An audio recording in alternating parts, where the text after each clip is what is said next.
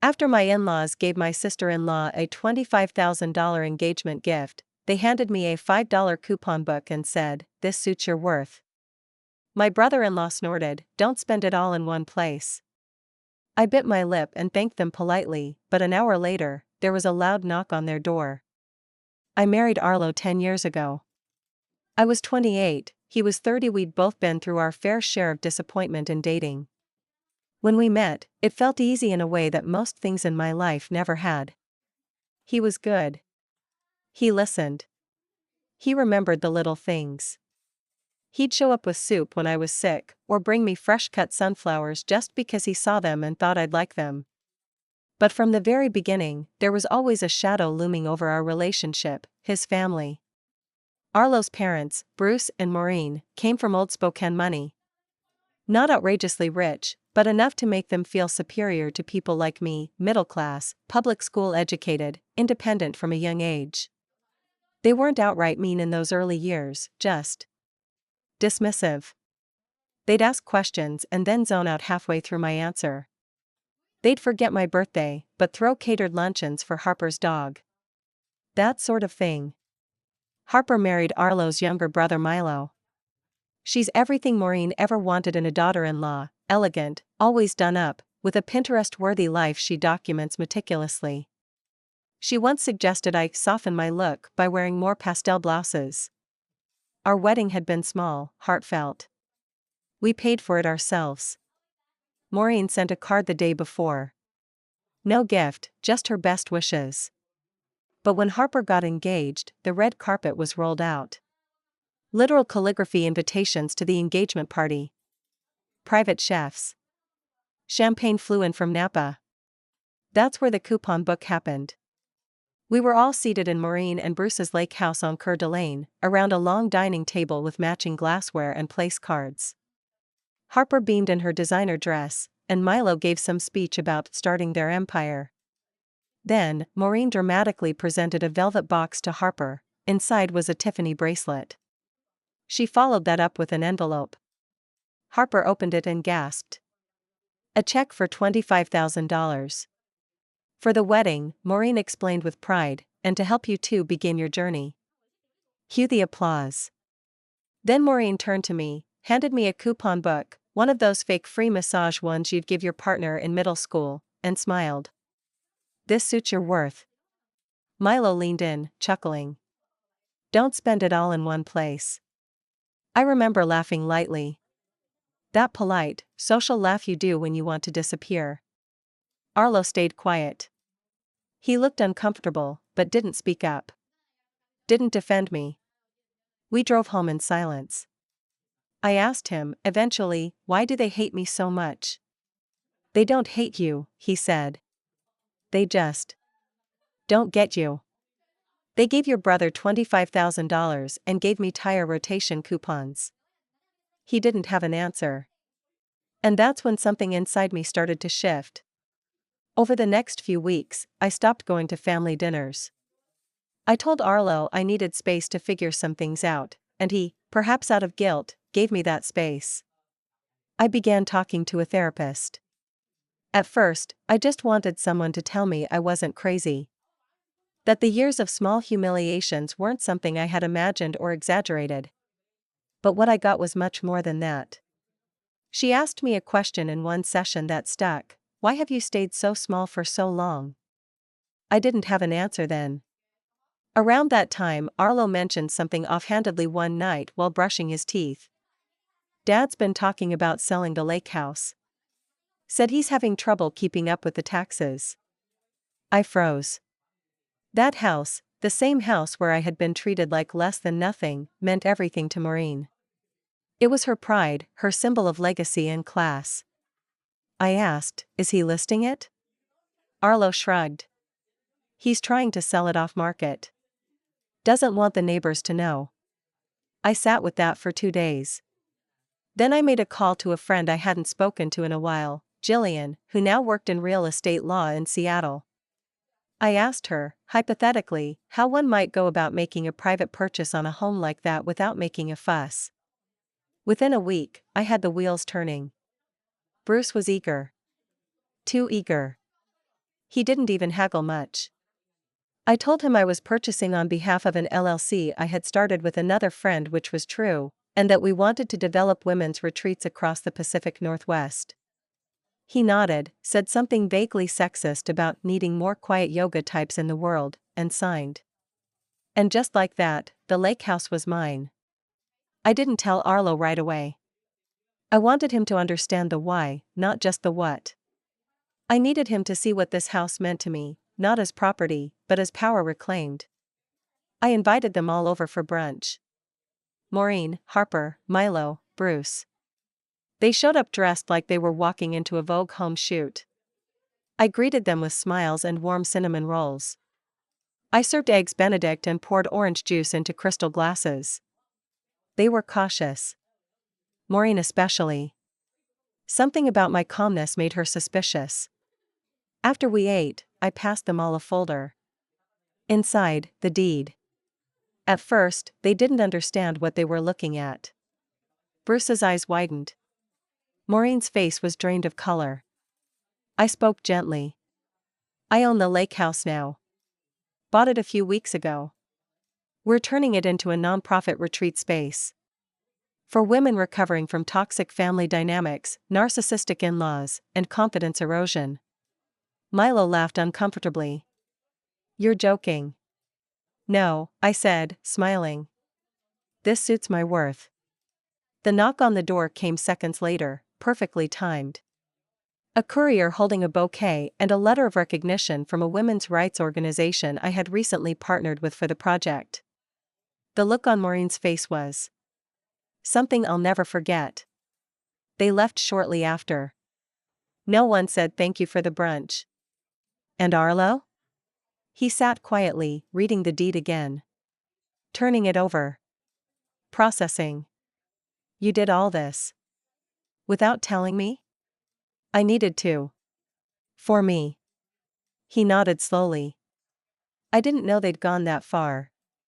You didn't want to know. That silence between us wasn't angry. It was contemplative. Like something was breaking open between us. Something necessary.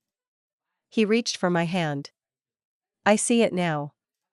And that's where everything began to change. We didn't talk much that night. Arlo sat in his armchair for a long time, thumbing through the folder again and again, like the deed might disappear if he blinked. I went upstairs and sat at the edge of the bed, just breathing, letting the silence wrap around me like a blanket I hadn't realized I missed. There was no yelling. No slammed doors. Just space. It felt foreign, but safe. The next morning, he came into the kitchen while I was loading the dishwasher. He stood behind me for a second before saying, I was embarrassed. I turned slightly. Last night? No. At dinner. When they gave you that coupon book. He paused. I wanted to say something. I should have.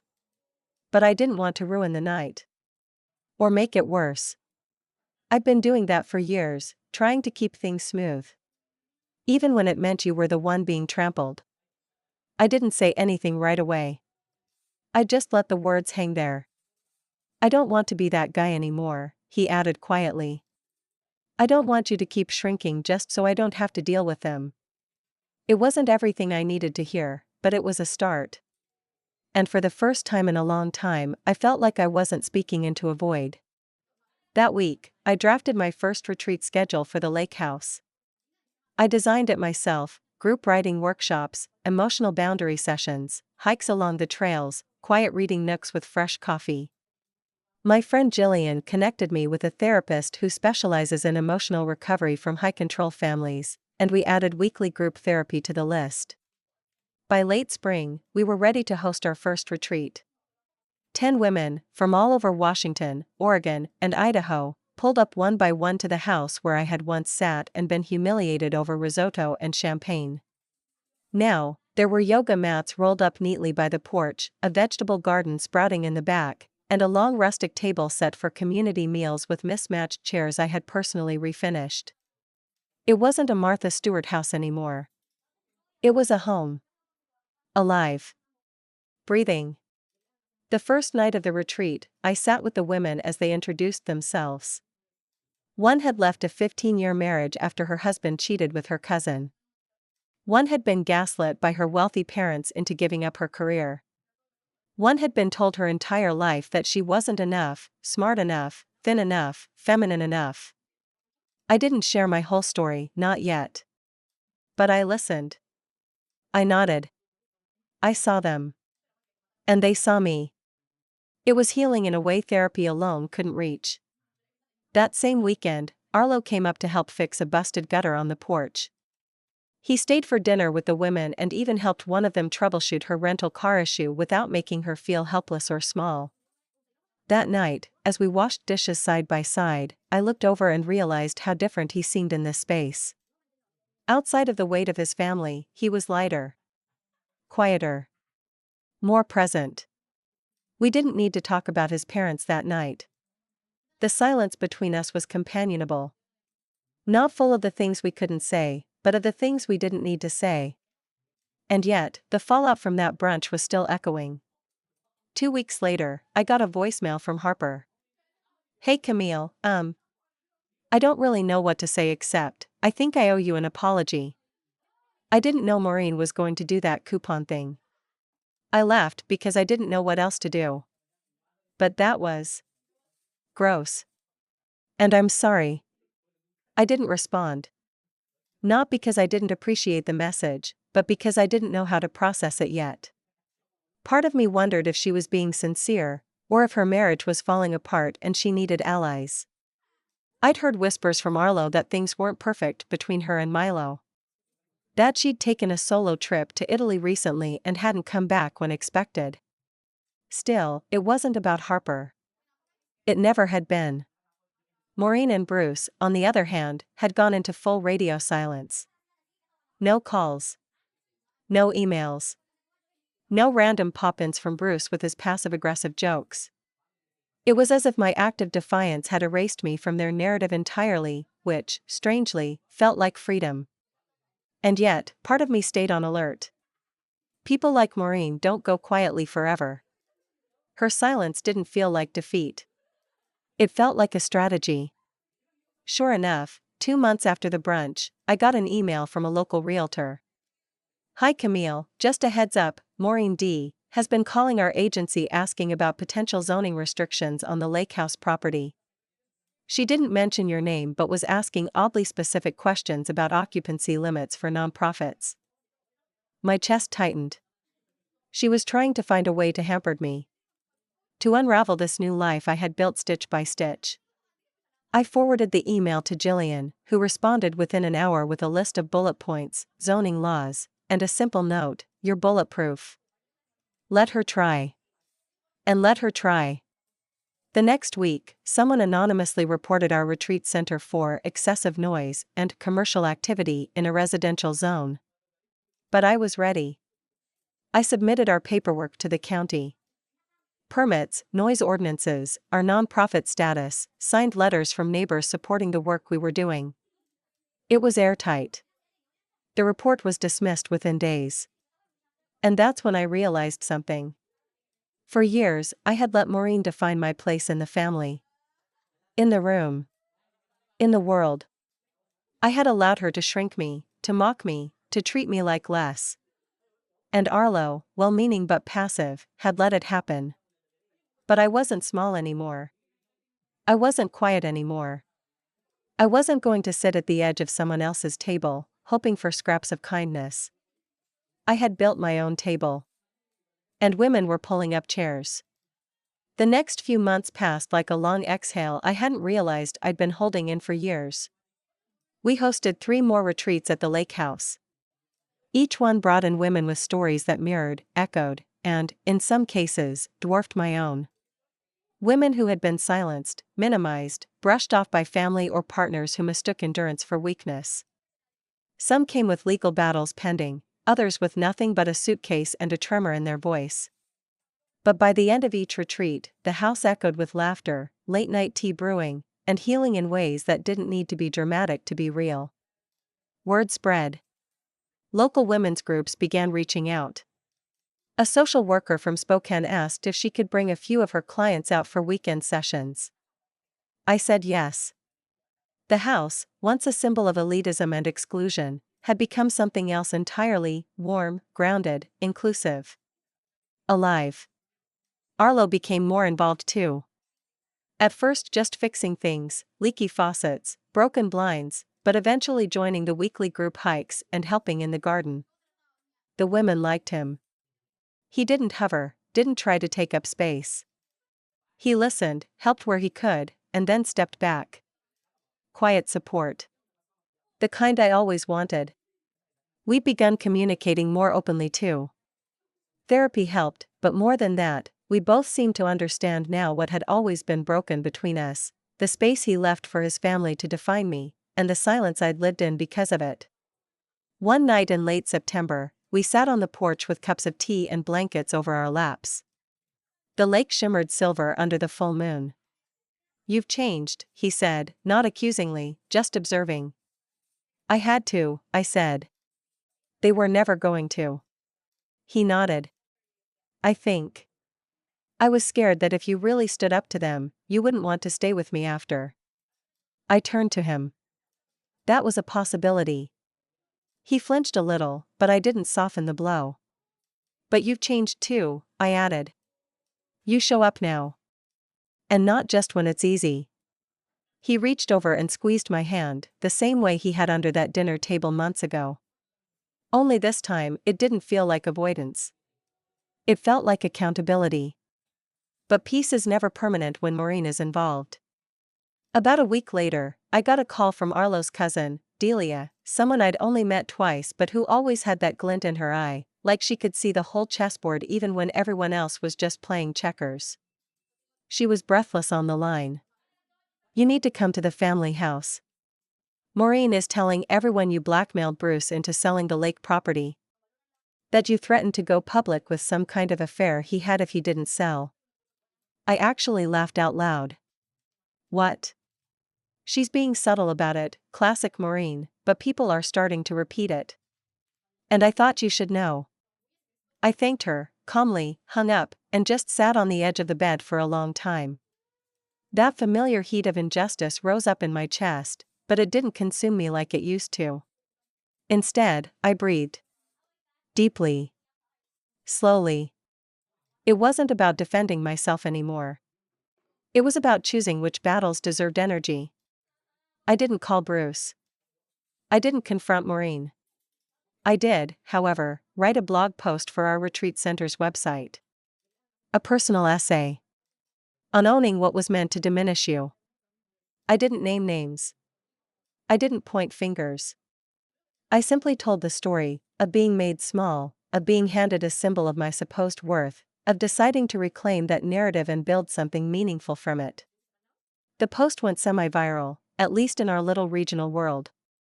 Other women began commenting, sharing their own moments of silent dismissal, of coded cruelty masked as jokes. Emails poured in. Volunteers offered their time. A local podcast invited me on to talk about the quiet, polite revenge of reclamation. And then, quietly, inevitably, came the shift. Bruce called Arlo, not me. He said Maureen's. "Not well," Arlo told me after the call. "Not well how?" I asked. "Not mentally unwell," he clarified. "Just unraveling. Angry all the time. She's upset you've made a spectacle of the family. She started saying Harper's divorce is your fault, too. Says you poisoned the family dynamic." I stared at him. "Did you correct him?" "I did." "What did you say?" He looked at me then, really looked. I said, "Camille didn't break this family. She just stopped pretending it wasn't already broken." That meant more than I expected. Because for so long, Arlo had been the peacekeeper. The one who floated above the drama and let it swirl around me like storm clouds I was expected to hold back. Now, he was finally standing in the rain beside me. But as autumn settled in, so did a quiet dread. Because Maureen wasn't done. We knew that. People like her, people who survive by maintaining control and power, they don't step away. They scheme. A few weeks later, it came. A letter in the mail. Not an email. A typed, formal, almost laughably composed letter. To whom it may concern, this correspondence is to express our concern over the recent operations at the Coeur d'Alene property formerly under D. family ownership. She had reported us to a local HOA, even though our property wasn't technically under any HOA's jurisdiction. She cited increased traffic, unauthorized commercial gatherings, and, my personal favorite, the erosion of neighborhood values due to the unmonitored presence of emotionally unstable individuals. I brought the letter into Arlo's study and laid it on his desk. She's escalating. He read it, jaw clenched. I'll handle it. I looked at him. I don't need you to fix this for me. I know, he said. But I'm not letting her tear this down while standing behind my last name. That night, he called his father. I didn't hear the full conversation, but I caught pieces through the office door. No, Dad, she doesn't get to weaponize shame anymore. And later, you should have stood up to her 20 years ago. I'm not making the same mistake. When he came out, he looked tired. But I was relieved. What now? I asked. We keep going, he said. Let her drown in her own bitterness. We've got better things to build. And that's exactly what we did. But even then, I knew it wasn't over. Maureen was still watching. Still waiting. Still planning. Because what she didn't understand, what she never would, is that the worst thing you can do to a woman like me isn't belittle her or mock her or hand her a $5 coupon book. It gives her a reason. A reason to rise. Winter in Coeur d'Alene is sharp. The kind of cold that makes your lungs tighten when you step outside. The lake freezes in patches, and the wind carries stories through the bare trees, stories, secrets, maybe even curses if you believe in that sort of thing. It felt fitting, in a way, for the quiet storm still brewing in the background of my life. The retreats didn't stop. If anything, the waiting list grew. Women emailed from across the country, some from as far as Vermont, asking if we had room in the spring session. They said they'd read the essay. That something about it made them feel seen. Like they hadn't imagined the slow erosion of their worth at the hands of people who smiled through it all. We hired 2 part-time coordinators. Jillian helped us navigate nonprofit grants. Arlo, without prompting, set up a dedicated maintenance budget from his own savings. He'd even taken to calling it your legacy, which surprised me every time. And then one morning, just after the first snow, Maureen showed up. I was out front brushing snow off the porch steps. My breath came out in plumes as I bent over the railing. I almost didn't recognize her car. It wasn't her usual pristine SUV. This one was older. Probably Bruce's. She parked, then sat inside for a good 2 minutes before stepping out, a scarf pulled tightly around her neck. I didn't move to greet her. Just stood up, watched. She walked slowly. Controlled. No heels this time, just weather-appropriate boots and that tightly knotted scarf, like she was still bracing herself against something she couldn't name. When she got to the bottom of the steps, she stopped. You've turned it into something, she said, not quite looking at me. I have. She shifted. I suppose you think you've won. No, I said calmly. It's not a competition. That's part of why you never understood me. She flinched a little. Whether from the cold or the words, I couldn't tell. I didn't expect it to matter to you so much, she said. That coupon book, it was just a joke. I kept my voice even. No, Maureen. It was never just a joke. It was the culmination of 1,000 little ways you told me I didn't belong. And you did it while smiling. While toasting. While passing the butter. She opened her mouth, then closed it. I thought you were too soft, she admitted. Not strong enough for this family. And now? Now I see you're dangerous in a way I didn't anticipate. That made me smile, despite myself. I'm not dangerous.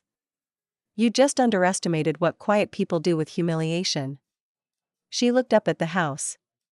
The women's retreat sign in soft blue lettering beside the door.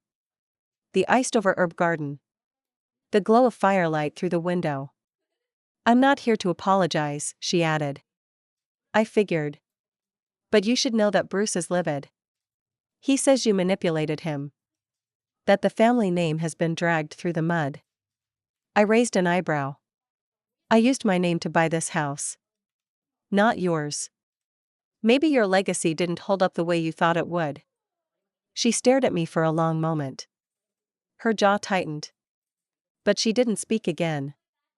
She turned, walked slowly back to the car, and drove off. And I stood there until the car disappeared around the bend. Not triumphant. Not even satisfied. Just grounded. Because her showing up like that, face to face, stripped of her entourage, no Harper or Bruce to back her, meant something had cracked. Not in me. In her. It was the first time I saw her as human. Bitter, aging, clinging desperately to a hierarchy that no longer existed. Later that day, I told Arlo about the visit. He sighed, not surprised. She can't stand not being in control. I know. He looked at me. How did it feel?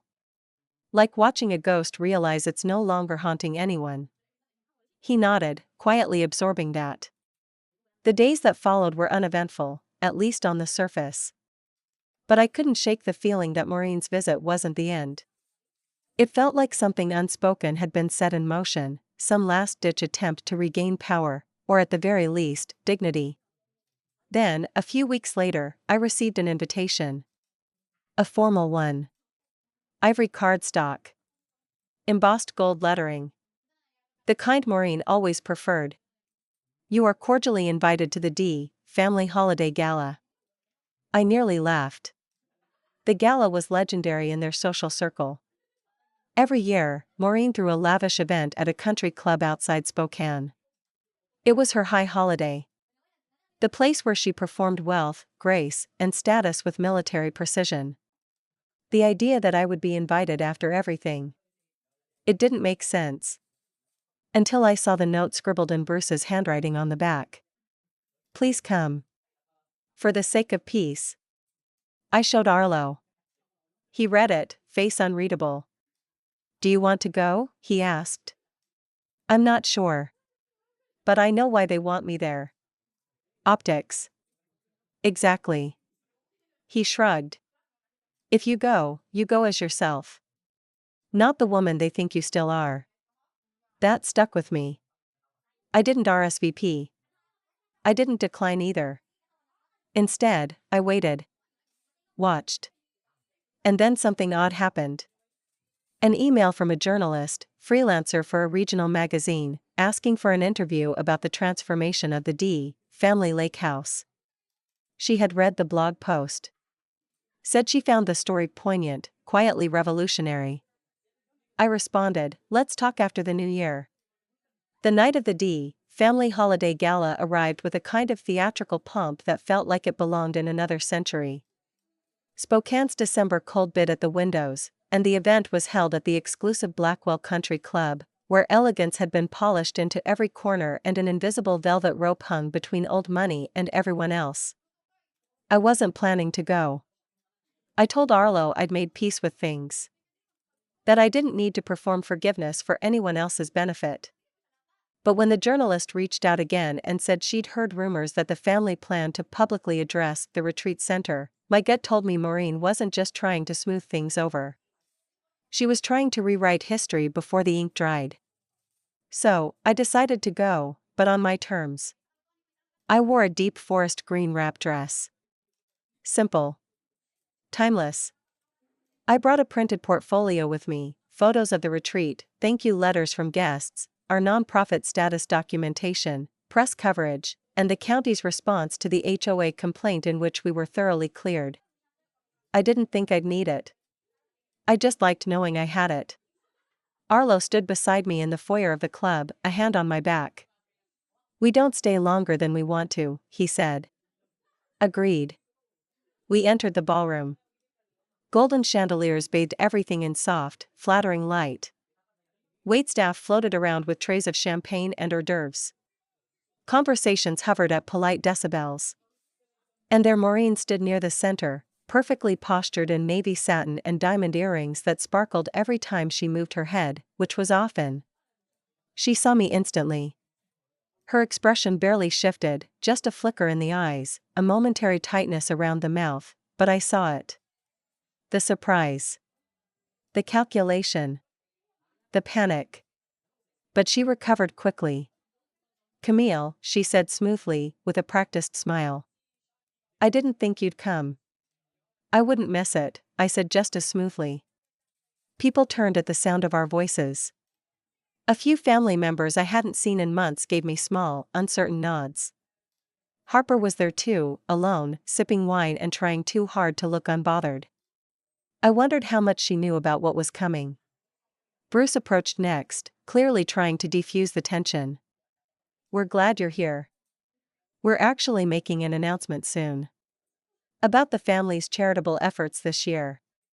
Maureen's eyes cut to him sharply. "Ah. So this was the plan. Co-opt the narrative.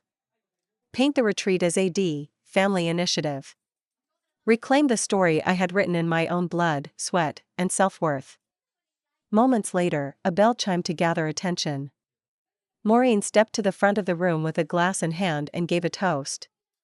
"And as many of you know, our family believes in giving back to the community. Which is why we're thrilled to acknowledge a beautiful initiative launched this year. What was once our family's cherished lake property has been transformed into a healing space for women. It's a cause we're proud to stand behind." She glanced at me, smiling tightly. "And we're honored that it will carry on under the family legacy." Applause followed. A few heads turned to me, smiling, expecting me to feel grateful, touched. Arlo started to say something under his breath. I squeezed his hand. Then stepped forward. I waited for the applause to die down. People assumed I was about to thank them. That I'd deliver a few words of appreciation and preserve the illusion. But I didn't. "I just want to clarify something," I began, loud enough to command the room but without raising my voice. "The lake house was not donated. It was purchased, by me. Privately. At market rate. No charity or gift from the family was involved." The room fell silent. Maureen's smile froze. "In fact," I continued, "I bought the property after being handed a $5 coupon book at my sister-in-law's engagement dinner, as a symbolic reminder of my worth. You all remember that, right?" Some guests looked uncomfortable. A few glanced at Maureen. Harper's eyes widened. "Since then, I've poured my own money, time, and energy into building something meaningful for women who've spent years shrinking themselves to survive toxic dynamics, many of which began right at family dinner tables." Bruce cleared his throat. "Camille, I have the paperwork here," I added, holding up the folder. "Nonprofit certification, financials, county permits. I brought enough copies if anyone's interested in the real story." The silence broke into scattered whispers. Maureen stepped forward, her voice clipped. "This isn't the place, it's exactly the place," I said calmly. "This is where the rewriting starts, isn't it? Where history gets polished up and dressed in pearls." I looked around the room, locking eyes with anyone who would meet mine. I'm not here to cause a scene. I'm here because sometimes the only way to stop being treated like a footnote is to stand in the middle of the story. And with that, I set the folder down on the nearest table, turned, and walked out with Arlo beside me. The quiet behind me was better than applause.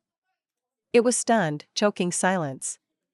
Outside, the air was cold but sharp in that bracing, clean way. I exhaled and watched it float upward like smoke. Arlo let out a low whistle. "I think that's the most family gala that has ever been disrupted." Good. We drove back to the lake house that night. Windows glowing. Fireplaces are warm. A handful of retreat guests were still up, sipping cocoa, playing cards in the common room. One of them looked up. "How was the party?" I smiled. Let's just say, the family finally got a real taste of what this place is for. And just like that, the door closed behind us. Not with a slam. With finality. With peace. With power.